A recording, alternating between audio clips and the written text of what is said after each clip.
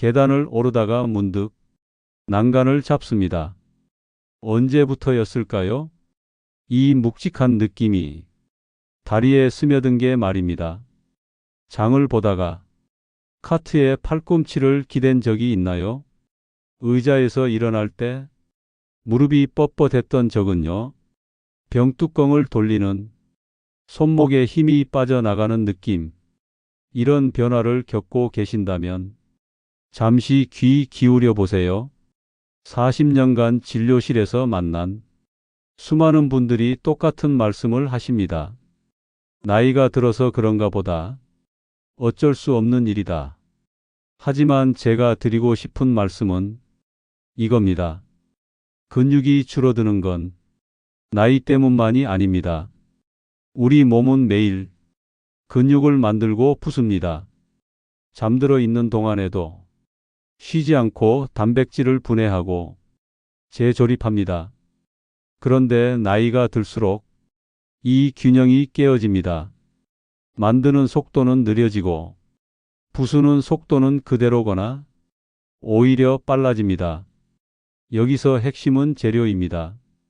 집을 지으려면 벽돌이 있어야 하듯 근육을 만들려면 단백질이 있어야 합니다. 그런데 대부분의 분들이 단백질을 터무니없이 적게 드시고 계십니다. 더 큰 문제가 있습니다. 나이가 들수록 같은 양의 단백질을 먹어도 몸에서 흡수하는 비율이 떨어진다는 겁니다. 20살 때 10만큼 흡수했다면 60살엔 6이나 7 정도만 흡수됩니다. 그래서 더 많이 먹어야 하는 거죠. 하지만 더 똑똑하게 먹어야 합니다. 계란이 완전 식품이라고 하죠. 맞습니다. 하지만 계란보다 단백질이 훨씬 많은 식품이 있습니다. 바로 황태입니다. 계란 한 개에는 단백질이 대략 6g 들어 있습니다. 그런데 황태는 100g당 79g이 넘게 들어 있습니다. 거의 12배에 가깝습니다. 황태 건더기 한 줌이면 20g을 쉽게 넘습니다. 계란 서너 개를 한 번에 먹는 것과 같은 셈이죠. 황태의 또 다른 장점은 소화가 편하다는 겁니다. 생선을 말려서 바람에 얼렸다 녹였다를 반복하면서 단백질 덩어리가 자연스럽게 잘게 부서집니다. 마치 고기를 연육제로 두드린 것처럼 부드러워지는 거죠. 그런데 황태를 제대로 드시려면 몇 가지 알아두셔야 할 게 있습니다. 먼저 불리는 시간입니다. 찬물에 담가서 최소 30분은 기다리셔야 합니다. 급하다고 뜨거운 물에 담그면 단백질이 변성돼서 오히려 소화가 어려워집니다. 불린 황태는 먹기 좋게 찢어주세요. 너무 크게 찢으면 씹다가 목에 걸릴 수 있고 너무 잘게 찢으면 국물에서 건져 먹기 어렵습니다. 젓가락으로 찝기 좋을 정도가 적당합니다. 황태 미역국을 끓일 때는 국물보다 건더기에 집중하세요. 국물에는 나트륨이 많이 녹아 있습니다. 나트륨을 너무 많이 드시면 혈압에도 안 좋고 근육에서 물을 빼내서 오히려 근육량 감소를 가속화할 수 있습니다. 간은 평소보다 싱겁게 맞추세요. 처음에는 심심할 수 있지만 일주일 정도 지나면 입맛이 적응됩니다. 오히려 그때부터 황태 본연의 깊은 맛을 느끼실 수 있을 겁니다. 황태는 주 단백질에 해당합니다. 하루에 필요한 단백질이 큰 부분을 차지할 수 있죠. 하지만 황태만으론 부족합니다. 보완 단백질들도 함께 드셔야 합니다. 첫 번째 주 단백질은 두부입니다. 많은 분들이 부드러운 순두부를 선호하시는데 근육을 위해서는 단단한 두부가 더 좋습니다. 같은 크기라도 단백질 함량이 거의 2배 차이 납니다. 단단한 두부는 100g당 16g 정도의 단백질이 들어 있습니다. 한 모의 3분의 1 정도면 5g 안팎이 됩니다. 두부를 살 때는 포장지 뒤쪽 영양 성분표를 꼭 확인하세요. 단백질이 100g당 10g 이상 들어있는 걸 고르시면 됩니다. 칼슘 함량도 함께 보세요. 두부의 칼슘은 뼈 건강에도 도움이 되거든요. 특히 황산칼슘으로 만든 두부는 칼슘 함량이 더 높습니다. 포장지에 응고제 종류가 나와 있으니 확인해 보세요. 두 번째 보완 단백질은 병아리콩입니다. 생소하게 느끼실 수도 있지만 요즘 대형마트에서 쉽게 구할 수 있습니다. 병아리콩은 100g당 20g 정도의 단백질이 들어 있습니다. 삶은 병아리콩 한 컵이면 대략 15g 정도가 됩니다. 말린 병아리콩을 하룻밤 불린 다음 압력솥에서 15분 정도 삶으면 됩니다. 찬물에 완전히 잠기도록 넉넉히 부어주세요. 콩이 물을 흡수해서 크기가 2배 정도 커집니다. 한 번에 많이 삶아서 한 끼 분량씩 냉동실에 보관해 두세요. 지퍼백에 넣어서 평평하게 눌러 얼리면 사용할 때 편합니다. 죽에 넣어 먹거나 밥에 섞어 드셔도 좋고 샐러드에 뿌려 드셔도 좋습니다. 다만 처음 드실 때는 소량부터 시작하세요. 콩류를 갑자기 많이 드시면 가스가 찰 수 있거든요. 일주일 정도 한 숟가락씩 드시면서 장이 적응할 시간을 주세요. 세 번째 보완 단백질은 들깨입니다. 들깨가루 한 큰술에는 단백질이 대략 3g 정도 들어 있습니다. 주 단백질은 아니지만 나물에 무치면 고소한 맛도 좋아지고 단백질도 보충됩니다. 들깨는 공기에 닿으면 금세 산패되니까 밀폐용기에 넣어서 냉장고에 보관하세요.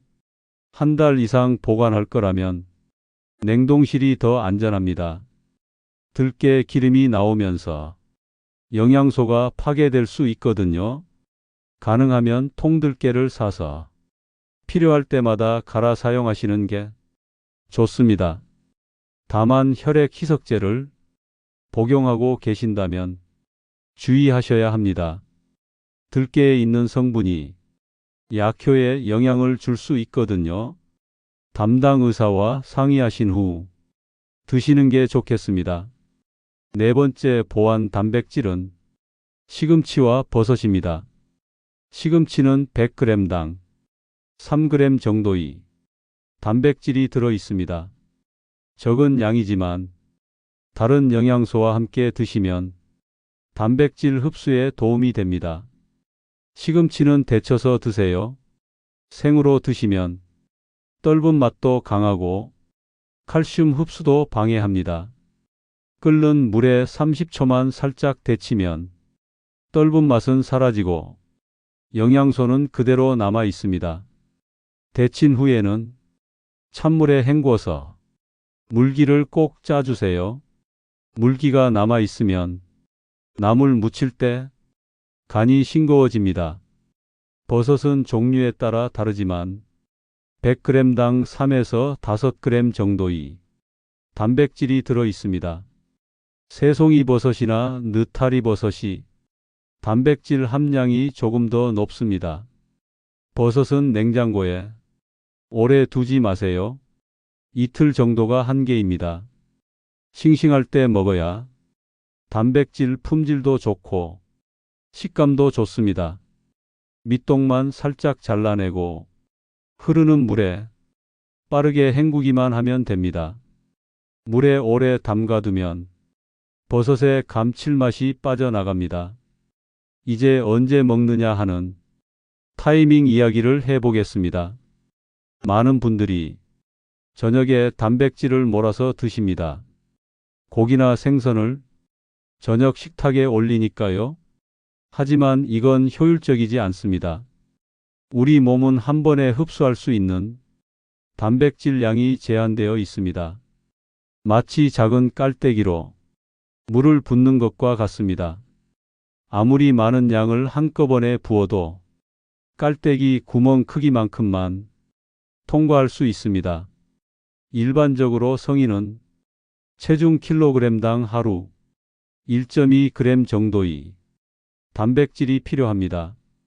60kg이시라면 하루에 72g 정도가 필요한 거죠.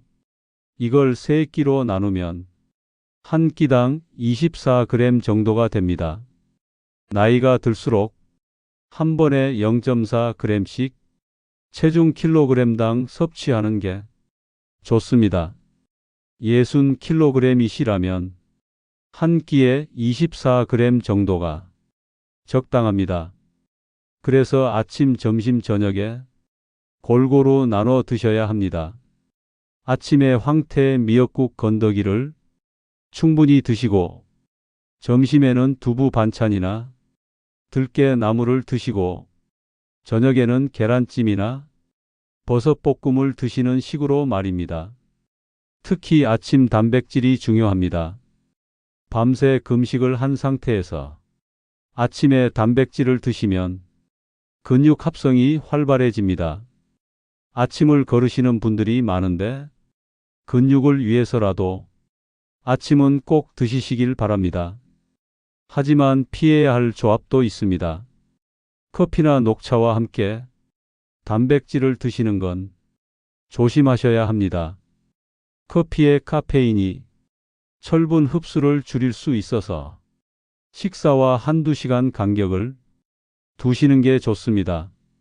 녹차를 진하게 우려서 드시면 단백질 소화에 영향을 줄 가능성이 있습니다.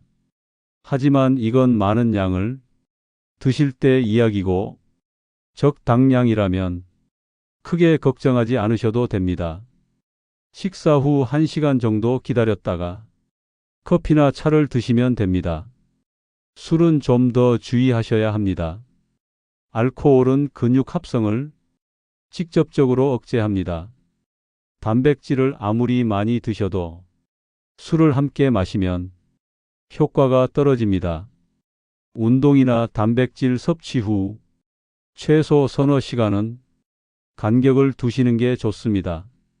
나트륨도 조심해야 합니다. 짜게 먹으면 몸에서 물이 빠져나가면서 근육도 함께 줄어듭니다.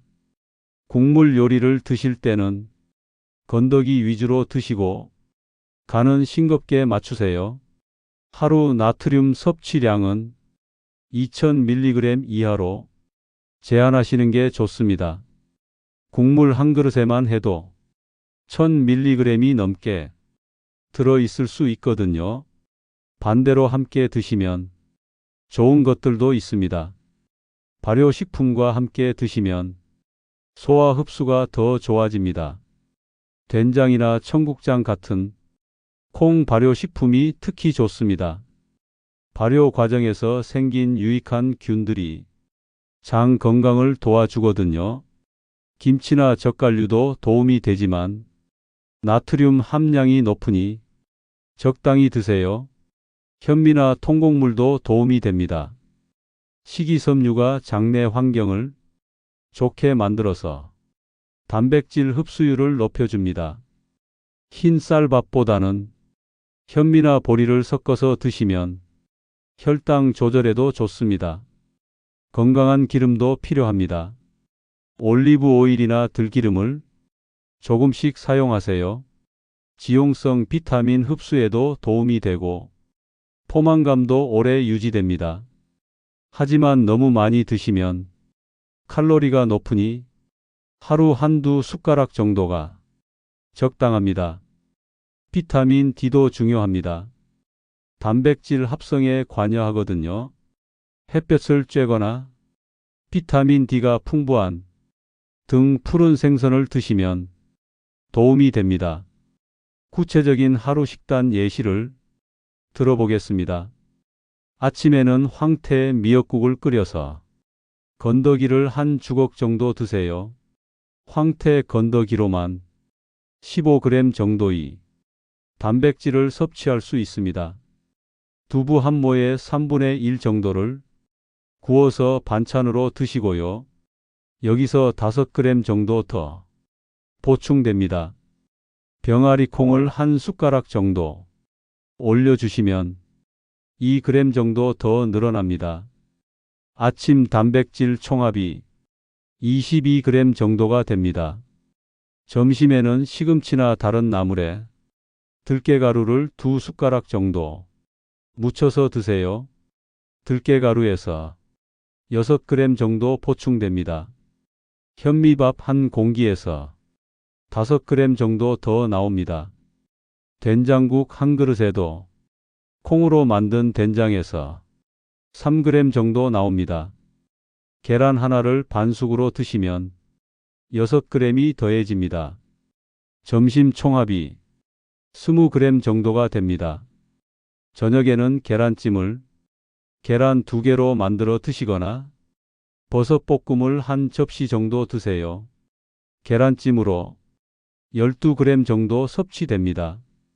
채소 나물 2~3가지에서 3~4g 정도 더 나오고요. 보리밥 한 공기에서 5g 정도 더 보충됩니다. 저녁 총합이 20g 정도가 됩니다. 간식이 필요하시다면 병아리 콩을 한 줌 정도 드시거나 무가당 두유를 한 컵 정도 드세요. 병아리 콩 한 줌에서 5g 정도 나오고 두유 한 컵에서 7g 정도 나옵니다. 이렇게 하루 3끼와 간식으로 나눠 드시면 하루에 70g 정도의 단백질을 골고루 섭취할 수 있습니다. 하지만 갑자기 모든 걸 바꾸려고 하지 마세요. 단계별로 천천히 바꿔나가셔야 습관으로 자리 잡을 수 있습니다. 4주 실천 로드맵을 알려드리겠습니다. 첫 번째 주에는 황태 건더기 먹기부터 시작하세요. 하루 한 번이라도 좋으니까 황태 미역국을 끓여서 건더기를 충분히 드세요. 국물은 반 그릇 정도만 드시고요. 처음에는 비린내 때문에 거부감이 있을 수 있습니다. 파와 마늘을 조금 더 넣고 생강 한 조각을 넣어 보세요. 비린내가 많이 줄어듭니다. 매일 같은 시간에 드시려고 노력해 보세요. 아침이든 점심이든 저녁이든 본인이 가장 지키기 쉬운 시간을 정하세요. 첫 주 목표는 황태 건더기 먹기를 습관화하는 겁니다. 두 번째 주에는 한 끼에 두부를 고정으로 드세요. 아침이든 점심이든 저녁이든 상관없습니다. 본인이 가장 지키기 쉬운 시간대를 정해서 꾸준히 드세요. 두부는 냉장고에서 꺼내자마자 찬물에 헹궈서 비린내를 없애주세요. 구이로 드실 때는 물기를 키친타월로 꼭 닦고 팬에 구우세요. 간장이나 양념보다는 소금을 살짝 뿌려서 구우면 두부 본연의 맛을 느낄 수 있습니다. 두 번째 주 목표는 황태와 두부 먹기를 동시에 지키는 겁니다. 세 번째 주에는 병아리 콩을 준비해 보세요. 주말에 한번 삶아서 소분해 두면 일주일 내내 편하게 드실 수 있습니다. 압력솥이 없으시면 일반 냄비로도 할 수 있습니다. 하룻밤 불린 병아리 콩을 물과 함께 끓여서 40분에서 1시간 정도 삶으면 됩니다. 중간중간 물을 보충해 주세요. 처음에는 조금씩만 드시면서 장이 적응하도록 해 주세요. 하루 한 숟가락부터 시작해서 점차 늘려가세요. 밥에 섞어 드시거나 샐러드에 뿌려 드시면 됩니다. 세 번째 주 목표는 황태, 두부, 병아리 콩을 모두 지키는 겁니다. 네 번째 주에는 들깨 나물과 시금치 버섯을 상시화해 보세요. 들깨 가루는 미리 볶아서 밀폐용기에 보관해 두면 편합니다. 중간 불에서 5분 정도 볶으면 고소한 향이 올라옵니다. 시금치는 이틀에 한 번 정도 데쳐서 냉장고에 보관해 두세요. 3일 정도는 보관이 가능합니다. 버섯은 사온 당일이나 다음 날 조리해서 드세요.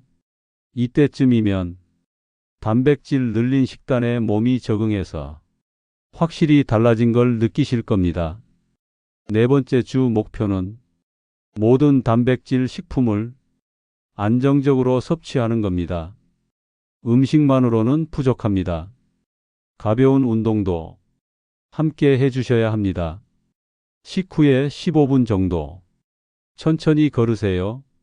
소화도 도움이 되고 혈당 조절에도 좋습니다. 무엇보다 근육에 자극을 줘서 단백질 합성을 촉진시킵니다. 급하게 걸으실 필요는 없습니다. 평소 걸음보다 조금 느리게 걸어도 충분합니다. 계단이 있다면 천천히 오르내리는 것도 좋은 운동입니다. 처음에는 5계단부터 시작해서 점차 늘려가세요. 물도 중요합니다. 한 번에 많이 마시지 마시고 조금씩 자주 마시세요.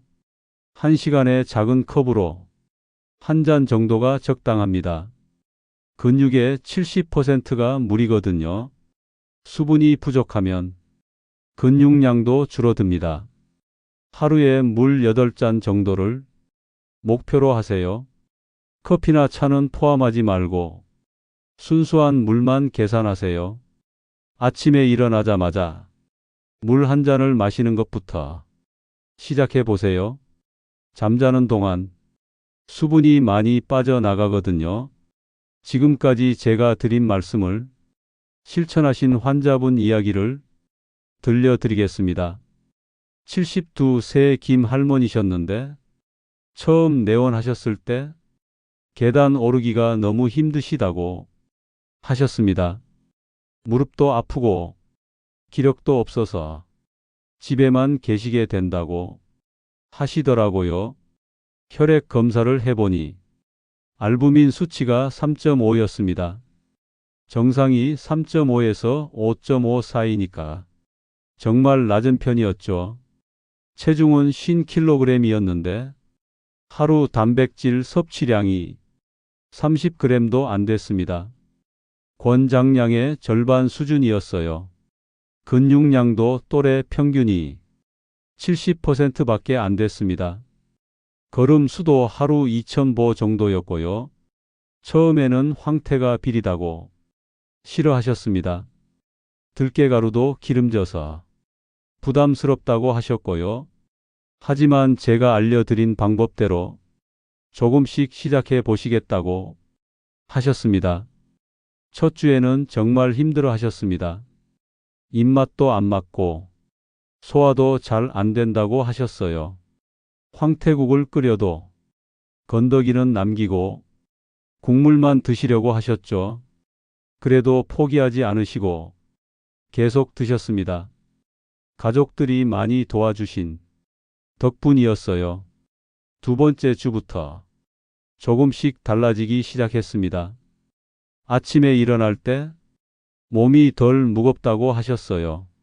화장실 가는 것도 전보다 수월해졌다고 하시더라고요. 황태 건더기도 조금씩 드시기 시작했고 두부도 하루 한 번은 꼭 드셨습니다. 셋째 주에는 병아리 콩을 준비해서 밥에 넣어 드시기 시작했습니다. 처음에는 가스가 차서 불편했지만 양을 줄여서 적응해 나갔어요. 넷째 주에는 들깨가루 나물도 드시기 시작했습니다. 들깨가루의 고소한 맛이 좋다고 하시더라고요. 식사 후 1시간 정도 기다렸다가 커피나 차를 드시면 됩니다. 술은 좀 더 주의하셔야 합니다. 알코올은 근육 합성을 직접적으로 억제합니다. 단백질을 아무리 많이 드셔도 술을 함께 마시면 효과가 떨어집니다. 운동이나 단백질 섭취 후 최소 서너 시간은 간격을 두시는 게 좋습니다. 나트륨도 조심해야 합니다. 짜게 먹으면 몸에서 물이 빠져나가면서 근육도 함께 줄어듭니다. 국물 요리를 드실 때는 건더기 위주로 드시고 간은 싱겁게 맞추세요. 하루 나트륨 섭취량은 2000mg 이하로 제한하시는 게 좋습니다. 국물 한 그릇에만 해도 1000mg이 넘게 들어있을 수 있거든요. 반대로 함께 드시면 좋은 것들도 있습니다. 발효식품과 함께 드시면 소화 흡수가 더 좋아집니다. 된장이나 청국장 같은 콩 발효식품이 특히 좋습니다. 발효 과정에서 생긴 유익한 균들이 장 건강을 도와주거든요. 김치나 젓갈류도 도움이 되지만 나트륨 함량이 높으니 적당히 드세요. 현미나 통곡물도 도움이 됩니다. 식이섬유가 장내 환경을 좋게 만들어서 단백질 흡수율을 높여줍니다. 흰 쌀밥보다는 현미나 보리를 섞어서 드시면 혈당 조절에도 좋습니다. 건강한 기름도 필요합니다. 올리브 오일이나 들기름을 조금씩 사용하세요. 지용성 비타민 흡수에도 도움이 되고 포만감도 오래 유지됩니다. 하지만 너무 많이 드시면 칼로리가 높으니 하루 한두 숟가락 정도가 적당합니다. 비타민 D도 중요합니다. 단백질 합성에 관여하거든요. 햇볕을 쬐거나 비타민 D가 풍부한 등 푸른 생선을 드시면 도움이 됩니다. 구체적인 하루 식단 예시를 들어보겠습니다. 아침에는 황태 미역국을 끓여서 건더기를 한 주걱 정도 드세요. 황태 건더기로만 15g 정도의 단백질을 섭취할 수 있습니다. 두부 한 모의 3분의 1 정도를 구워서 반찬으로 드시고요. 여기서 5g 정도 더 보충됩니다. 병아리 콩을 한 숟가락 정도 올려주시면 2g 정도 더 늘어납니다. 아침 단백질 총합이 22g 정도가 됩니다. 점심에는 시금치나 다른 나물에 들깨가루를 2숟가락 정도 묻혀서 드세요. 들깨가루에서 6g 정도 보충됩니다. 현미밥 한 공기에서 5g 정도 더 나옵니다. 된장국 한 그릇에도 콩으로 만든 된장에서 3g 정도 나옵니다.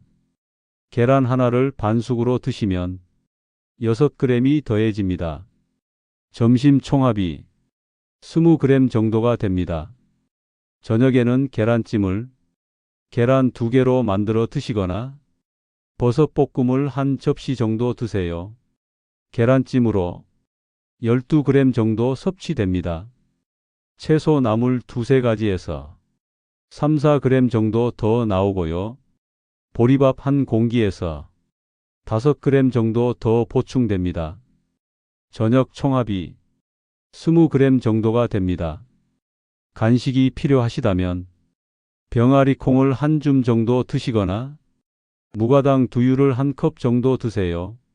병아리 콩 한 줌에서 5g 정도 나오고 두유 한 컵에서 7g 정도 나옵니다.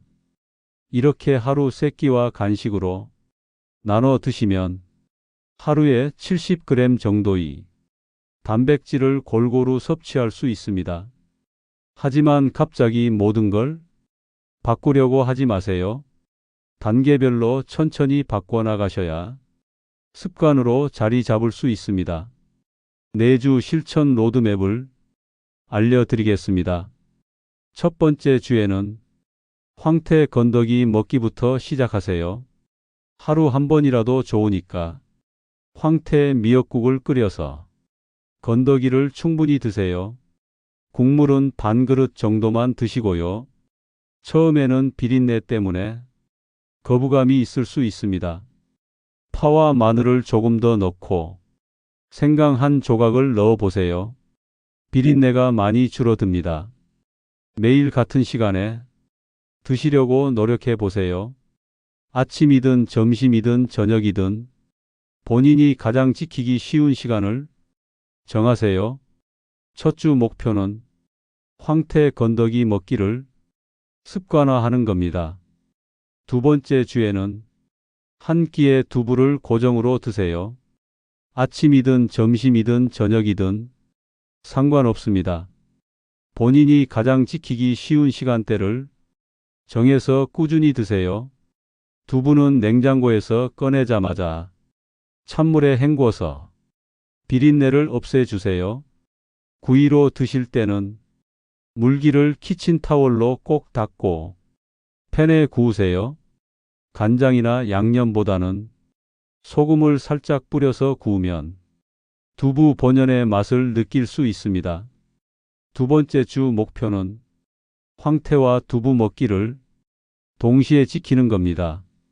세 번째 주에는 병아리 콩을 준비해 보세요. 주말에 한번 삶아서 소분해 두면 일주일 내내 편하게 드실 수 있습니다. 압력솥이 없으시면 일반 냄비로도 할 수 있습니다. 하룻밤 불린 병아리 콩을 물과 함께 끓여서 40분에서 1시간 정도 삶으면 됩니다. 중간중간 물을 보충해 주세요. 처음에는 조금씩만 드시면서 장이 적응하도록 해 주세요. 하루 한 숟가락부터 시작해서 점차 늘려가세요. 밥에 섞어 드시거나 샐러드에 뿌려 드시면 됩니다.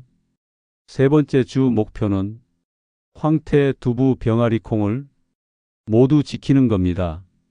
네 번째 주에는 들깨 나물과 시금치 버섯을 상시화해 보세요. 들깨 가루는 미리 볶아서 밀폐용기에 보관해 두면 편합니다. 중간 불에서 5분 정도 볶으면 고소한 향이 올라옵니다. 시금치는 이틀에 한 번 정도 데쳐서 냉장고에 보관해 두세요. 3일 정도는 보관이 가능합니다. 버섯은 사온 당일이나 다음 날 조리해서 드세요. 이때쯤이면 단백질 늘린 식단에 몸이 적응해서 확실히 달라진 걸 느끼실 겁니다. 네 번째 주 목표는 모든 단백질 식품을 안정적으로 섭취하는 겁니다. 음식만으로는 부족합니다. 가벼운 운동도 함께 해주셔야 합니다. 식후에 15분 정도 천천히 걸으세요. 소화도 도움이 되고 혈당 조절에도 좋습니다. 무엇보다 근육에 자극을 줘서 단백질 합성을 촉진시킵니다. 급하게 걸으실 필요는 없습니다. 평소 걸음보다 조금 느리게 걸어도 충분합니다. 계단이 있다면 천천히 오르내리는 것도 좋은 운동입니다. 처음에는 5계단부터 시작해서 점차 늘려가세요. 물도 중요합니다. 한 번에 많이 마시지 마시고 조금씩 자주 마시세요. 1시간에 작은 컵으로 한 잔 정도가 적당합니다. 근육의 70%가 물이거든요. 수분이 부족하면 근육량도 줄어듭니다. 하루에 물 8잔 정도를 목표로 하세요. 커피나 차는 포함하지 말고 순수한 물만 계산하세요. 아침에 일어나자마자 물 한 잔을 마시는 것부터 시작해 보세요. 잠자는 동안 수분이 많이 빠져나가거든요. 지금까지 제가 드린 말씀을 실천하신 환자분 이야기를 들려드리겠습니다. 72세 김 할머니셨는데 처음 내원하셨을 때 계단 오르기가 너무 힘드시다고 하셨습니다. 무릎도 아프고 기력도 없어서 집에만 계시게 된다고 하시더라고요. 혈액 검사를 해보니 알부민 수치가 3.5였습니다. 정상이 3.5에서 5.5 사이니까 정말 낮은 편이었죠. 체중은 50kg이었는데 하루 단백질 섭취량이 30g도 안 됐습니다. 권장량의 절반 수준이었어요. 근육량도 또래 평균이 70%밖에 안 됐습니다. 걸음 수도 하루 2000보 정도였고요. 처음에는 황태가 비리다고 싫어하셨습니다. 들깨가루도 기름져서 부담스럽다고 하셨고요. 하지만 제가 알려드린 방법대로 조금씩 시작해 보시겠다고 하셨습니다. 첫 주에는 정말 힘들어 하셨습니다. 입맛도 안 맞고 소화도 잘 안 된다고 하셨어요. 황태국을 끓여도 건더기는 남기고 국물만 드시려고 하셨죠. 그래도 포기하지 않으시고 계속 드셨습니다. 가족들이 많이 도와주신 덕분이었어요. 두 번째 주부터 조금씩 달라지기 시작했습니다. 아침에 일어날 때 몸이 덜 무겁다고 하셨어요. 화장실 가는 것도 전보다 수월해졌다고 하시더라고요. 황태 건더기도 조금씩 드시기 시작했고 두부도 하루 한 번은 꼭 드셨습니다.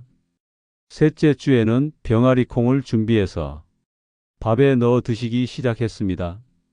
처음에는 가스가 차서 불편했지만 양을 줄여서 적응해 나갔어요. 넷째 주에는 들깨가루 나물도 드시기 시작했습니다. 들깨가루의 고소한 맛이 좋다고 하시더라고요. 한 달 후에 다시 오셨을 때는 표정부터 달라져 있으셨습니다. 계단을 오를 때 난간을 덜 잡게 됐다고 하셨어요. 장을 보러 가서도 예전처럼 중간중간 쉬지 않아도 된다고 하시더라고요. 체중은 그대로였지만 알부민 수치가 3.8로 올라갔습니다. 하루 단백질 섭취량도 50g을 넘었고요. 걸음 수도 3000보까지 늘어났습니다.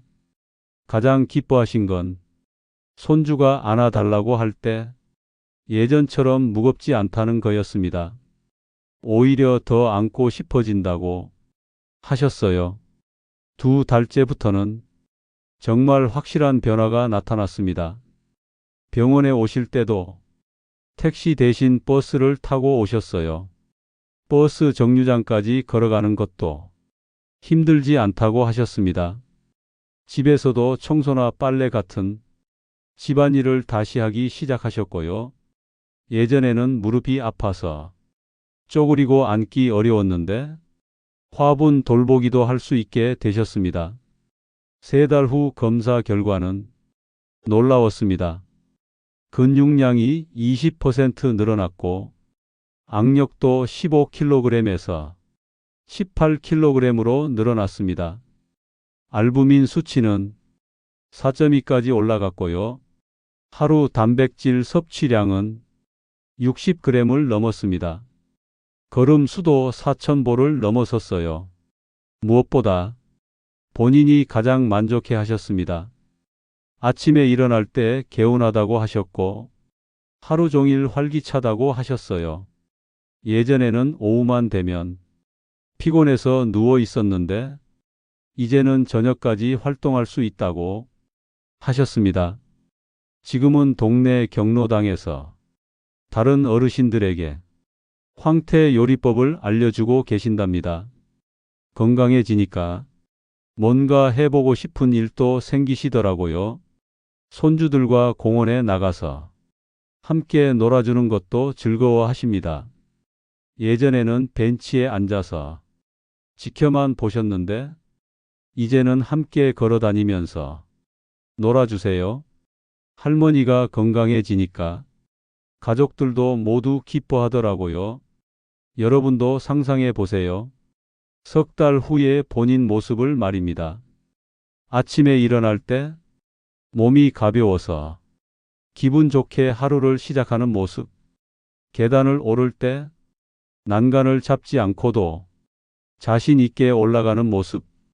손주와 놀아줄 때 힘들어하지 않고 함께 뛰어다니는 모습, 무거운 물건도 예전처럼 부담스럽지 않고 여행을 가서도 다른 사람 눈치 보지 않고 원하는 곳을 다니는 모습, 친구들과 만나서도 피곤하다는 말 대신 재미있는 이야기를 나누는 모습, 시장에 가서도 카트에 기대지 않고 씩씩하게 장을 보는 모습, 계단을 오르내릴 때 무릎에서 소리가 나지 않는 모습, 의자에서 일어날 때 팔에 힘을 주지 않고도 쉽게 일어나는 모습, 이런 모습이 꿈만은 아닙니다. 충분히 가능한 일입니다. 지금 당장 오늘 저녁 식탁부터 바꿔보세요. 하나만 바꾸셔도 됩니다.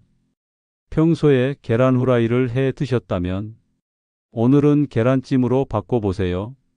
계란 2개로 만들어서 부드럽게 드시면 소화도 편하고 포만감도 좋습니다. 계란찜 만들 때는 물 대신 멸치 육수를 조금 넣으면 더 맛있어집니다. 소금보다는 새우젓이나 멸치 액젓으로 간을 맞추면 깊은 맛이 납니다. 아니면 된장국에 두부를 넣어 보세요. 평소보다 조금 더 많이 넣어서 건져 드시면 됩니다. 두부가 부서지지 않게 하려면 끓는 물에 넣기 전에 소금물에 살짝 데쳐 주세요. 미역국을 끓이실 때는 황태를 넣어 보세요. 처음에는 조금만 넣으셔도 좋습니다.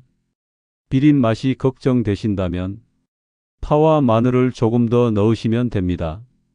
황태는 미리 불려서 냉동실에 보관해 두면 언제든 사용할 수 있어요. 한 번에 많이 불려서 한 끼 분량씩 나눠 얼려 두세요. 얼린 황태는 해동 없이 바로 국에 넣으면 됩니다. 작은 변화가 모여서 큰 변화가 됩니다. 오늘 하나를 바꾸시면 내일은 2개를 바꿀 수 있고 일주일 후에는 전체 식단이 달라져 있을 겁니다. 중요한 것은 꾸준함입니다. 하루 이틀 열심히 하다가 그만두시면 소용없어요. 작게라도 매일 지속하는 게 중요합니다. 달력에 체크 표시를 해보세요. 황태 건더기를 드신 날에는 동그라미를 그려보세요. 두부를 드신 날에는 세모를 그려보세요. 병아리 콩을 드신 날에는 네모를 그려보세요. 한 달 후에 달력을 보시면 얼마나 많이 실천했는지 한눈에 보일 겁니다. 가족들과도 함께 해보세요. 혼자 하기보다 가족이 함께 하면 더 쉽게 지속할 수 있어요. 손주들도 할머니, 할아버지가 건강해지는 모습을 보면 기뻐할 겁니다.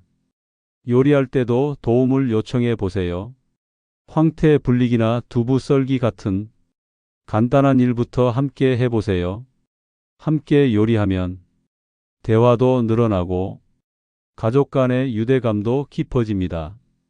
하지만 몇 가지 주의하셔야 할 점들이 있습니다. 신장 질환이 있으신 분들은 단백질 섭취량을 의사와 상의해서 조절하셔야 합니다. 신장 기능이 떨어져 있으면 단백질을 너무 많이 드시면 부담이 될 수 있거든요. 항응고제를 복용하고 계신 분들도 주의하세요. 특히 들깨나 들기름은 혈액 응고에 영향을 줄 수 있으니 담당 의사와 상의하세요. 간 질환이 있으신 분들도 단백질 종류와 양을 조절하셔야 합니다. 간에서 단백질 대사가 이루어지거든요. 당뇨가 있으신 분들은 병아리 콩이나 현미 같은 탄수화물 섭취량을 함께 고려하셔야 합니다. 혈당에 영향을 줄 수 있거든요. 고혈압이 있으신 분들은 나트륨 섭취를 더욱 주의하세요. 황태국이나 된장국의 간을 더 싱겁게 맞추시고 국물보다는 건더기 위주로 드세요. 알레르기가 있으신 분들도 조심하세요. 콩이나 계란에 알레르기가 있으시면 다른 단백질로 대체하셔야 합니다. 처음 시작할 때 소화불량이나 복부팽만감이 있을 수 있습니다. 이런 증상이 지속되면 양을 줄이거나 의사와 상의해 보세요. 갑자기 많은 양을 드시지 마시고 점진적으로 늘려가세요. 몸이 적응할 시간을 주는 게 중요합니다. 건강한 변화는 혼자 만들어가기보다 함께할 때 더 지속 가능합니다. 이 영상이 도움이 되셨다면 구독 버튼을 눌러서 건강한 식단 여행을 함께해 주세요. 더 많은 분들이 건강을 되찾을 수 있도록 좋아요 버튼도 눌러주시면 감사하겠습니다. 댓글로 여러분의 경험도 나눠주세요. 어떤 음식부터 시작해 보실 건지, 어떤 변화를 느끼고 계신지 들려주시면 다른 분들에게도 큰 힘이 될 겁니다. 궁금한 점이 있으시면 댓글로 질문해 주세요. 가능한 한 자세히 답변 드리겠습니다. 실패담도 공유해 주세요. 처음에는 누구나 어려워합니다. 실패를 통해서 더 나은 방법을 찾을 수 있거든요. 성공 경험도 들려주세요. 작은 변화라도 나눠주시면 다른 분들에게 용기가 됩니다. 40년 진료 경험으로 말씀드리면 포기하지 않고 꾸준히 하시는 분들은 반드시 좋아집니다. 나이는 핑계일 뿐입니다. 지금이 시작하기에 가장 좋은 때입니다. 내일부터 시작하겠다고 미루지 마세요. 지금 이 순간부터 시작하세요. 오늘 저녁 식탁에서 바로 적용해 보세요. 건강한 근육과 활기찬 일상을 되찾아가는 여정에 제가 함께 하겠습니다. 다음 영상에서는 더 구체적인 레시피와 운동법을 알려드릴 테니 기대해 주세요. 황태를 이용한 다양한 요리법도 소개해 드릴 예정입니다. 두부를 더 맛있게 먹는 방법도 알려드리고요. 병아리콩 활용법과 들깨 요리도 구체적으로 보여드리겠습니다. 근력 운동을 안전하게 시작하는 방법도 다룰 예정입니다. 집에서 할 수 있는 간단한 운동부터 시작해서 점차 강도를 높여가는 방법까지 알려드리겠습니다. 수분 섭취의 중요성과 올바른 방법도 자세히 설명드릴 거, 언제 얼마나 마셔야 하는지 구체적인 가이드를 제공하겠습니다. 혈액 검사 수치를 통해 단백질 상태를 확인하는 방법도 알려드릴 예정입니다. 어떤 수치를 봐야 하는지, 정상 범위는 어떻게 되는지 설명드리겠습니다. 계절별로 달라지는 식단 관리법도 다룰 계획입니다. 여름철 더위에 지쳤을 때와 겨울철 추위로 움츠러들 때 각각 어떻게 관리해야 하는지 알려드리겠습니다. 외식할 때 주의사항과 메뉴 선택 요령도 소개해 드릴게요. 집에서만 관리할 수는 없으니까요. 여행 갈 때 단백질 섭취를 유지하는 방법도 알려드릴 예정입니다. 간편하게 챙길 수 있는 단백질 식품들과 보관 방법을 소개하겠습니다. 약물과 단백질의 상호작용에 대해서도 더 자세히 다룰 계획입니다. 어떤 약을 드실 때 어떤 음식을 조심해야 하는지 구체적으로 설명드리겠습니다. 근육량 변화를 측정하는 방법도 알려드릴 거, 집에서 간단히 확인할 수 있는 방법부터 정확한 검사까지 소개하겠습니다.